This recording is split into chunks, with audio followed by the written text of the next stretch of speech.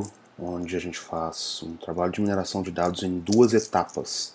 Em primeiro lugar, eu evoluo via programação genética modelos de classificação e, em segundo lugar, eu uso esses modelos como entrada para um processo de agrupamento. A motivação para esse trabalho é a grande complexidade dos dados que a gente obtém por processos de bioinformática após a conclusão do sequenciamento de genoma de diversos organismos. A maior parte dos desafios e perguntas em aberto envolvem interações complexas entre diversos genes, e é importante identificar genes desconhecidos, relações entre genes e também definir melhor como essas relações influenciam diversas doenças e outros fatores que estão sendo estudados. Microarrays são uma maneira de medir a expressão genômica de um conjunto muito grande de genes ao mesmo tempo. É um processo biológico e, por isso mesmo, os dados resultantes têm um nível de ruído muito alto. Tradicionalmente, dados de microarray são analisados através de agrupamento, que é uma ferramenta muito simples, mas que ignora diversos tipos de relacionamento entre genes, que são importantes porque a única coisa que você consegue medir é correlação nos perfis de expressão dos genes. Infelizmente, relações muito importantes incluem promoção e supressão de outros genes que levam a perfis muito diferentes, que por isso mesmo serão ignorados por agrupamento. Além disso, a qualidade dos dados, como falamos antes, é ruim e os algoritmos de agrupamento não lidam bem com o tratamento para robustez. Por outro lado, existem diversas técnicas robustas para a classificação, mas em geral a classificação, nesse caso, ela não é o fim, porque um classificador tem uma utilidade muito baixa. Gerar novos dados de microarray é muito caro, então mesmo que eu tenha um classificador correto, eu não vou ter aplicação prática para isso. O que eu quero é formular novas hipóteses que vão ser úteis para a pesquisa acadêmica.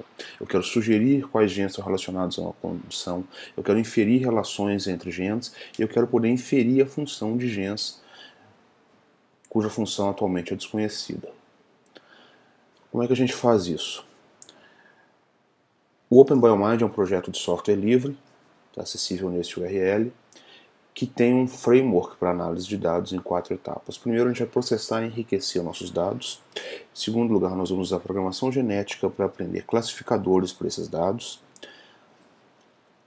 Depois, nós vamos gerar perfis de utilidade dos atributos dos nossos dados com base nesses classificadores, e com base nesses perfis de utilidade, nós vamos gerar agrupamento.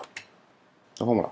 Pré-processamento dos dados. Eu vou filtrar meus genes inúteis, são genes cuja expressão varia muito pouco ao longo de todos os pacientes do meu conjunto de dados, ou são genes cuja expressão é muito baixa e, nesse caso, os valores são dominados por ruído.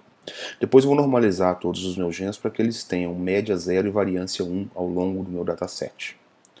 Depois disso eu vou incorporar dados de ontologias biológicas. As duas principais nesse caso são Gene Ontology, que agrupa genes de acordo com sua função molecular ou processo biológico ou estrutura na célula da qual eles são parte, e o Protein Information Resource, que categoriza proteínas, que são o produto da transcrição dos genes, em diversas famílias e que agrupa as famílias em superfamílias. Esses recursos são criados por cientistas curadores que descobrem essas relações no trabalho de laboratório deles e submetem novas anotações aos websites responsáveis pelos recursos.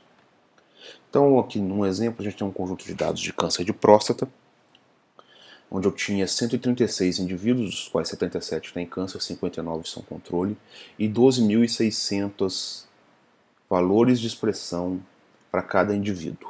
Então, eu começo com 12.600 atributos e 136 instâncias no meu conjunto de dados. O pré-processamento reduz o número de genes para 1.705, a partir dos quais eu vou incluir as categorias de Gene Ontology e PIR, e termino com 4.779 atributos. Na classificação via programação genética, eu tenho uma população de modelos que é submetida a um processo artificial de evolução. Todos os modelos da população são avaliados de acordo com a função de qualidade. Os melhores são selecionados num processo que simula a evolução natural, e eles são combinados. Cada modelo é uma árvore, e quando eu combino os modelos, eu tiro uma sub-árvore de um modelo, coloco em algum lugar de outro e pego a subárvore que eu tirei do outro modelo e coloco de volta no primeiro. Esse processo de combinação é estocástico, mas ao longo do tempo, como ele é feito com modelos de qualidade acima da média, ele tende a melhorar a qualidade da população inteira. Esses modelos tendem a ser compactos e tendem a gerar expressões que um biólogo consegue entender com algum esforço. Além disso, eu consigo, através de uma população grande de 5.000 modelos, gerar pelo menos 100 modelos bons diferentes por execução do algoritmo. A função de qualidade que eu uso é baseada em dois componentes. O primeiro é a acurácia. A F-Measure é uma função tradicional de medida de acurácia de classificadores para aprendizado supervisionado.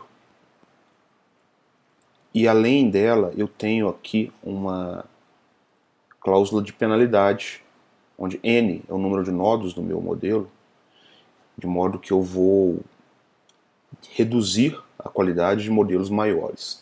Isso põe um bias para gerar modelos mais simples, mais esparsos e mais inteligíveis. Esse é um exemplo de modelo. Esse exemplo é interessante porque ele motiva o uso de programação genética para gerar essas árvores, ao invés, por exemplo, de árvores de decisão, que são o algoritmo mais comum para essa aplicação. Diversas interações entre genes e categorias são não lineares, são multiplicações ou divisões, que representam relações importantes biologicamente, mas que não podem ser capturadas por uma árvore de decisão. Em uma execução do meu algoritmo, eu gero um ensemble com 100 modelos e uso votação ponderada pela qualidade de cada modelo para gerar uma saída de classificação. No meu flow típico, eu executo o modelo 1000 vezes, então eu tenho eu executo o algoritmo 1000 vezes, perdão, então eu tenho 1000 modelos, cada modelo é um ensemble de 100 árvores. Para esse dataset de câncer de próstata, os resultados de acurácia são muito bons, mas não é isso que me importa. Agora, eu vou começar o meu processo real de mineração de dados, onde eu quero saber duas coisas. Dos meus dados, quais atributos são mais úteis para diferenciar câncer de próstata de pacientes de controle e quais atributos são relacionados entre si. Para isso, eu vou fazer um agrupamento por utilidade. O agrupamento por utilidade é baseado no conceito de perfis de utilidade. Cada atributo vai ter um vetor de utilidade e cada posição desse vetor é a porcentagem das árvores no J-ésimo modelo que usam o I-ésimo atributo. A partir dessa matriz, que vai ter 1000 colunas, uma para cada modelo, e no meu dataset 4.779 linhas, uma para cada atributo, eu consigo calcular a utilidade média de cada atributo, e só isso já é um resultado biologicamente muito interessante. Uma lista de 10, 20 ou 50 atributos cuja utilidade média, com a maior utilidade média, já é um insumo interessante para eu passar para o pessoal de pesquisa biológica. A segunda coisa que eu faço é o seguinte: cada perfil de utilidade pode ser visto como um vetor, e eu calculo distâncias a partir desses vetores e faço um agrupamento hierárquico. O agrupamento hierárquico que eu faço é enário, no sentido de que eu não agrupo só pares de atributos a cada passo. Eu posso agrupar um número arbitrário de atributos, porque eu continuo inserindo atributos num grupo enquanto ele for o melhor grupo para receber aquele atributo. Eu meço a qualidade dos meus agrupamentos através de homogeneidade vezes separação, é uma métrica tradicional de medir a utilidade de um agrupamento, e essa tabela mostra que o agrupamento por utilidade vai gerar clusters de atributos com qualidade muito boa, mesmo quando eu já estou no meu 20º melhor cluster. Isso não acontece se eu usar os dados originais de expressão.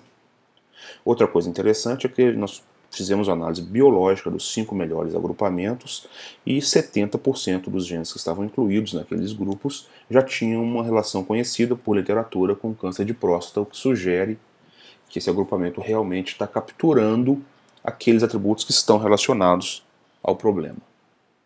Finalmente, eu posso, com base nesses agrupamentos, inferir novas relações entre genes. Nesse diagrama aqui, cada caixinha representa um gene e as linhas cheias são relações conhecidas, enquanto que as linhas pontilhadas são relações que eu inferi com base na frequência com a qual os genes são usados em comum. Isso também é uma sugestão de pesquisa biológica muito interessante.